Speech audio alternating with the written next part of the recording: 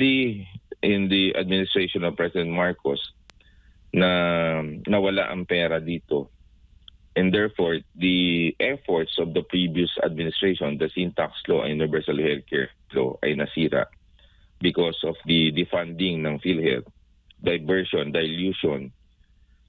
Yan pa naman ang inaasahan ng maraming tao. That's not making waves right now. And ang tingin ko, number one reason, kulang ng pera. Kasi inamin naman ni President Mercado na naubos na yung kanilang pondo in the first 5 months of 2026. So ibig sabihin, kulang yung 130 billion na budget kasi naubos na sa first 6 months eh. Di ba? So kaya nga ang run rate, ang tingin ko na talagang budget ng kalusugan is 600.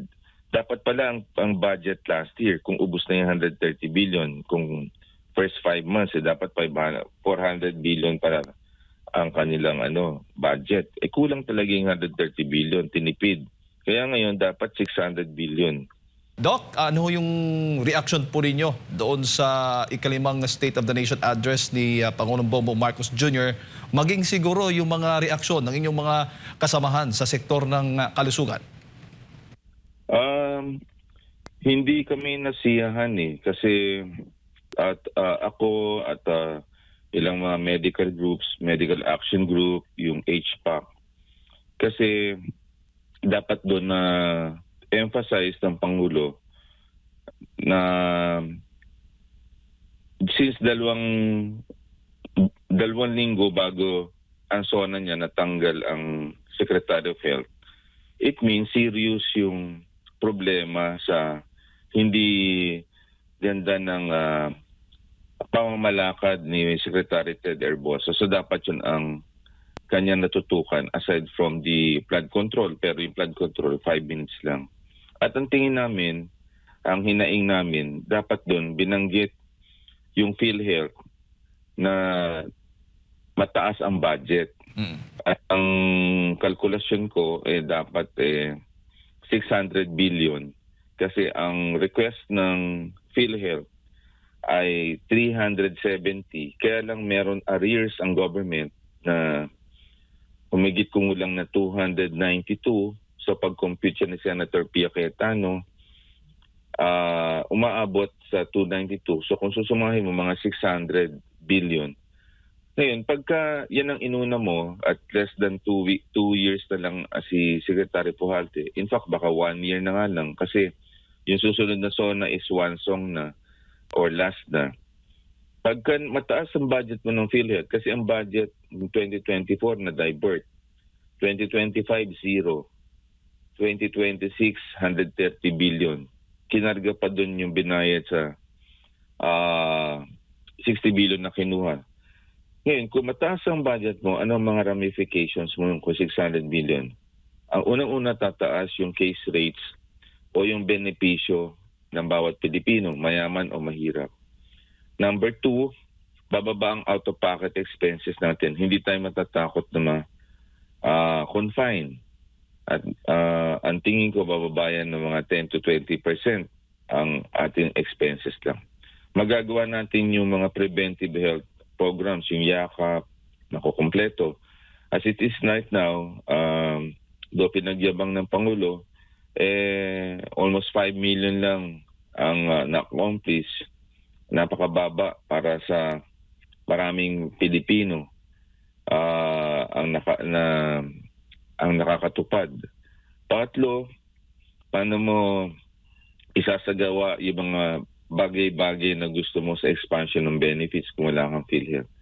Number 2, ang hinihintay na marami ay yung top 3 goals ng Pangulo for health.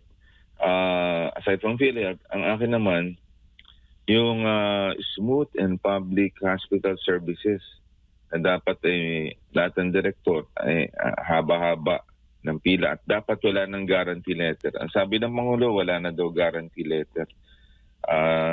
With due respect to the President, in every day, nasa hospital ako, whether public or private, nangangailangan pa rin ng guarantee letter. kaya tumatagal ang pasyente sa ospital at lalo nagkakanda utang-utang. At ang pangatlo, wala tayong structured preventive health programs na katulad sa ibang bansa. Makikita mo sa ibang bansa, ang haba ng buhay ng mga tao kasi meron silang strong no smoking policy, meron silang calorie counter, meron silang product label, upang sa ganun, hindi umakyat yung mga lifestyle diseases. Kaya ngayon, marami po ang namamatay from heart attack, cancer, stroke, diabetes, hypertension, ang nagdadialysis. So yung tatlo na lang yun kasi you don't have much time really to implement. Eh ngayon, ang movement ni Secretary Pujalte magtatawag pa ng mga Department of Health Secretary. Ngayon, pag nagtawag ka nun, matatagalan yun. At sasalain mo pa yung sasabihin. Kung mapansin mo, almost magti 3 weeks na, hindi natin alam kung anong balak ng ating butihing secretary, ang goals para sa ganon, ma-ask niya ang tulong ng Pangulo para makakuha ng budget sa Kongreso, kay Speaker G at kay Senate President Win Gatchalian. So, yun ang hindi namin pong ini-expect na wala masyado pong binanggit sa kalusugan, considering yan ang second most important na topic next to the flood control project na naging problema. Kasi tatandaan natin, ang worst budget in history is the 2025. Tapos nilagyan lang ng 130 billion. Pero ang kailangan mong budget, 600 billion. So you need political muscle here para ma-aproban ang budget. Opo. Yun po. So titigil po ko doon para hingan ang inyong Yes po. puro-puro tungkol ho dito. Opo. Doc, yung 60 billion pesos na inilipat sa PhilHealth, nagagamit na ba? Paano anong update po dyan, Doc, kung meron kayong kaalaman? Nagamit na po sa Unprogram of Operations sa flood control. Ang ginawa nila, ni-replenish nila sa 2026 budget. Kaya yung budget ng 2026, 130 billion, 60 billion doon ay doon kinarga. So double jeopardy. Hindi ka binayaran ka pero taxpayers money. So parang ginisa ka sa sarili mong mantika. Tapos naglagay pa sila ng 53 billion sa 2026 na maipip. Ito yung patronage politics, which ayaw natin. Kasi yung 53 billion, dapat kunin yun, ilagay sa PhilHealth para hindi na pipila ang ating mga kababayan. Hihingi ng medical certificate, abstract, then pupunta sa DOH sa mga politiko para mamalimos doon sa kanilang hospitalization. Hindi na po dapat tanggalin po yung medical assistance program for indigent patient or financially incapacitated patient. At yung perang ito, ilalagay niyo ho sa PhilHealth kasi violation ng MAIPIP ng Universal Healthcare Law since nakalagay sa batas na dapat isang single payer lang dapat ang PhilHealth na pagka na-confine ka, statement of account po ay babayaran doon na mismo doon sa billing section at PhilHealth na magbabayad. Hindi mo na kailangan dito ng guarantee letters. So, madaling salita, hindi napunta sa PhilHealth kundi napunta sa flood control sa program funds. Natanong ko to kasi kayo po yung naghain ng patong-patong na kaso laban po sa mga matataas na opisyal ng gobyerno sa ombudsman. Kaugnay nga dito sa illegal nga paglipat nitong PhilHealth o pondo ng PhilHealth, Doc. Yes, nag-file ako sa ombudsman ng kaso kina Secretary Recto for technical malversation, Article 220 at saka plunder case. Kasi gusto nating sabihin saan napunta yung pera. Number 2, para hindi na maulit ang ganitong mga practice. Meron pa ako isang nakabinbin na petition sa Supreme Court because in 2025, so 2024, they'll divert ng pera, 60 billion. Ang pinaka-grabing nangyari, hindi nagbigay ng budget for PhilHealth. Zero lang. Samantala meron tayong sin taxes. Yun ang sinasabi nating arrears na simula nung 2022 sa pagpasok ni Presidente Marcos, ang widening gap ay almost 300 billion na from 2023 hanggang 2026. So kailan bayaran nila yung utang na yon? Kasi lahat ng taxes na yon, naka-earmark yon para sa PhilHealth na kung may magkasakit due to smoking, due to alcohol drinking, dito pupunta dito on top of the allocated or proposed budget ng PhilHealth na 370. So lumalabas, mga more than 600 billion ang dapat budget ng PhilHealth for this year, which will make it perhaps the second most important budget. Kasi alam natin, yung infrastructures dati, DPWH isa sa pero na-corrupt nga yan sa flood control.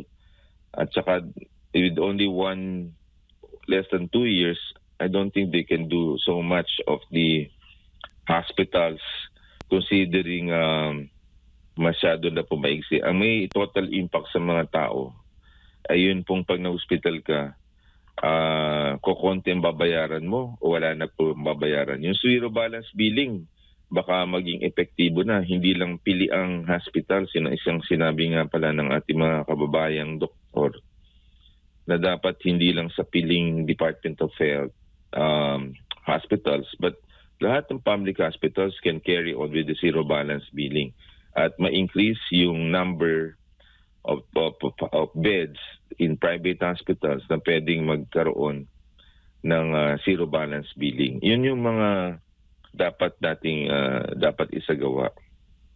Opo.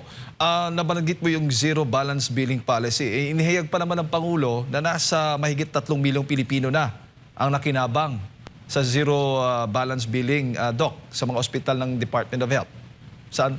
Sino-sino po itong mga nakinabang kung sinasabi po ninyo na marami pa rin na nagbabayad at hindi nakakabenepisyo po nito? Kasi may parang may misconception na zero balance billing ay mga hospital. Hindi po, meron noong selected criteria na makaka-avail lang po ng zero balance billing. Pag nandun kayo sa ward po lang, ward ng DOH hospital.